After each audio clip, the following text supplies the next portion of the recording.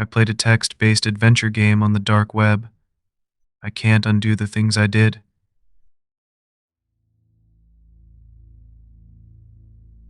I spend a lot of time on Reddit. I'm sure you do too. I'm on a lot of video game subs, and in particular ones about text-based games. I'm talking games like Zork. I wasn't alive when Zork came out, but I got really into it in high school. When I made it to college, I took an even deeper dive, playing all the sequels, all the knockoffs, and every shitty game that people had cobbled together and released online. I had to refocus a bit, adding work on top of college courses so I could afford my shoebox apartment. But eventually I came across a post called Apartment Complex, not a super promising name, but I was bored, and it was free, and the fact that it was hosted on some weird site that I couldn't access from regular browsers appealed to me. It added an element of mystery, so I opened a Tor browser, entered the link, and got to a profile creation page, basic stuff like username, preferred resolution, etc. It didn't ask for any personal info, so I kept going. The screen went blank, then a text box opened up. Welcome to Apartment Complex. You have been assigned your very own apartment building to run. But this isn't any apartment building, because the tenants are going to be experiencing some pretty scary ordeals. You get to decide what happens next. Will your tenants survive? Will you accidentally butcher them all? The power is in your hands. Are you ready? Why not, I figured. I typed in yes. More text appeared. Excellent. We'll start you off with an easy management level. You have 6 tenants, numbered 1 to 6. None of them know each other well. Enter a number to learn more about a tenant and begin to make decisions. I grabbed a 6-sided dice off my desk and rolled it. 3. So I typed in 3. Intriguing choice. The tenant in apartment 3 is Cheery. She's 19 and a sophomore in college. All her friends know her to be outgoing and flirty, and she brings new guys back to her apartment multiple times a week. She doesn't want a commitment. She enjoys sex, but mostly she just likes not being alone. It's possible it's related to how she was repeatedly abandoned by foster parents. Tonight she brought home a young man named Thad. She plans to have sex with Thad, and he will pressure her not to use a condom. She will say yes because she doesn't want to scare him off, but you can help her out. Should tonight be the night she stands up to Thad and tells him she won't sleep with him without protection at the risk of spending the night alone? I didn't realize this game would be so. Domestic soap opera? Whatever, I thought. Let's see how this plays out. Yes, I typed. Intriguing choice. Thad and Cheery start to get hot and heavy. When they are naked on her couch, Thad starts to try penetrating her, but Cheery stops him and says he needs to use a condom. Thad complains that it doesn't feel as good. Cheery tells him that it's more important that both of them are protected from STDs. She's feeling a little tense. Thad calls her a whore and a tease and throws his clothes back on. Cheery cries as Thad goes to storm out. Unfortunately, Cheery's door won't open. Thad checks and the door isn't locked, but it refuses to open. Furious, Thad storms back to where Cheery is still laying naked on the couch, crying, and begins to scream at her. Would you like to continue making decisions for Cheery, or try another tenant? Type 1 for Cheery, type 2 for new tenant. This game was weird and pretty retro, but I also found myself pretty intrigued by Cheery and Thad's story. The clunky stories in these games had a certain charm that made them very engaging. Fuck it, let's keep going. I typed in 1. Thad continues to scream at Cheery, who can't stop crying. She's afraid he might hit her. Thad hasn't decided if he will or not, but plans to let his anger and lack of concern for Cheery as a human being guide his behavior. If things continue as they are, Thad will most likely beat Cheery to the point she will need to be rushed to the emergency room. Should Thad be stopped? I mumbled out loud to myself. This got intense. I typed in yes. Intriguing choice. A ceiling tile falls off. The edge cuts across Thad's jugular. Blood gushes everywhere. He is dead in seconds. What the fuck? I said to myself. This game is whack. The text continued to appear. Cheery is horrified. Much of the blood sprayed all over her. She's so scared she starts to shut down. Cheery won't be taking any more actions for a while. She was a different tenant. Damn, I thought. Looks like I'm not going to finish this game with a decent score. Keep plugging away though. I rolled the dice again. 5. Intriguing choice. The tenant in apartment 5 is Clyde. He is 35 and works at the local First State Bank. His hobbies include snowboarding, tennis, recreational murder, 90s sitcoms, and fishing. He's home alone tonight after his girlfriend, Alicia, texted him and told him she was leaving him for his brother. He bought a gallon of chocolate chip cookie dough ice cream and is working his way through that and the 3rd season of Frasier. He feels the itch to strangle someone.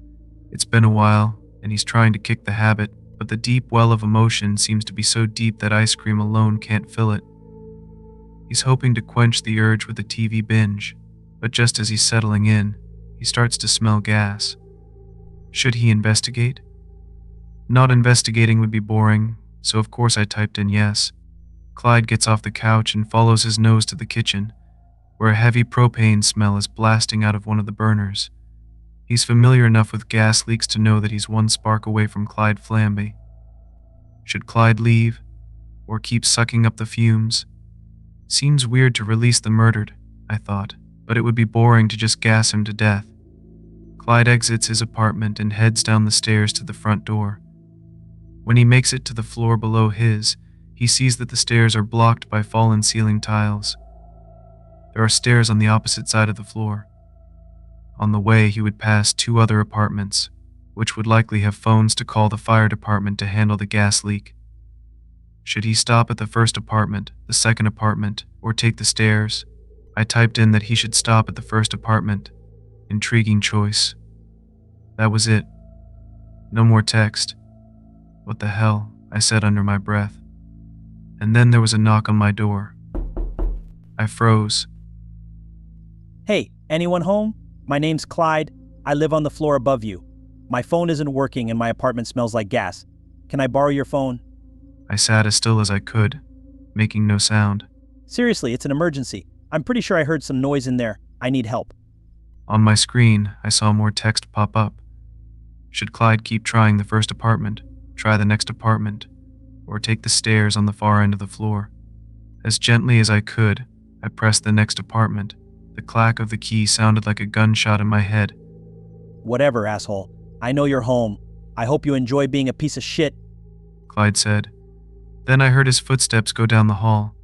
The apartment building I'm in is new and pretty well insulated, but I could faintly hear knocking on the apartment down the hall from me. I knew a college girl lived there. Hopefully she isn't home. Wait, college girl? No, it couldn't be. Text started filling up my screen again. Clyde went to the next apartment and knocked on the door. He heard sobbing from inside. When the tenant inside didn't open the door, he tried the knob. It turned, but the door wouldn't budge. It looked like it was misaligned, and with the heat wave, the wood had swollen and jammed the door in place. Suddenly, I heard a smash from outside. I tore my eyes to look at my front door, but it was still solidly shut. The sound had come from down the hall. I looked back at my screen. Clyde used his shoulder to slam the door, and it popped open. He stepped in, calling to whoever was in the apartment. Walking further in, he saw a shocking sight. A man on the ground, his neck slashed open. A ceiling tile on the ground next to him. On the couch, a completely naked young woman, and covering everything, a massive splatter of blood. Clyde grinned. Are you going to help Cheery or do nothing while Clyde murders her? This was so messed up. I couldn't just let someone murder my neighbor, even if I barely knew her. But I was terrified. I got up, ran to my kitchen, grabbed the biggest knife I could find, then went to my door. I took 3 deep breaths to steady myself. Then I unlocked the door, threw it open, and ran out into the hall. I looked over to where the other apartment was, and I could see where the door had been broken in. I ran as quietly as I could over there, and when I reached the door, stopped short and stuck my head around the door frame to see what was going on. Unfortunately, I couldn't see what was happening from where I was. I crept in as stealthily as I could. The first thing that hit me was the bitter stench of blood. Then I got close enough to see what was happening. Sherry was on her back on the couch, Clyde leaning over her with his hands around her throat. She was scratching at him, but the blood made everything slick, and it looked like her nails were sliding around more than doing damage. I ran up to them and drove my knife straight into Clyde's back. He roared and whirled around. He yelled and dove at me, tackling me to the ground. He started pummeling me with his fists. There was little I could do to stop him. With each blow, I felt myself getting weaker, my vision going darker. And then Clyde screamed. I focused as best I could. Above Clyde, Sherry was raising the knife for another blow. She stabbed Clyde over and over until he collapsed on top of me, and then she stabbed him some more. I screamed at her to stop, to let me up, and eventually I broke through her terror. She helped me push his body off. I threw a blanket around Sherry and then called the cops. We spent a lot of time going over our stories with them. I left out the dark web stuff because I didn't want to get in trouble. Finally, the cops left. Sherry went to go stay with her parents and I went back to my apartment. When I got back, words were flashing on my screen. Remember, everything that happened tonight was your choice. We hope you play Apartment Complex again.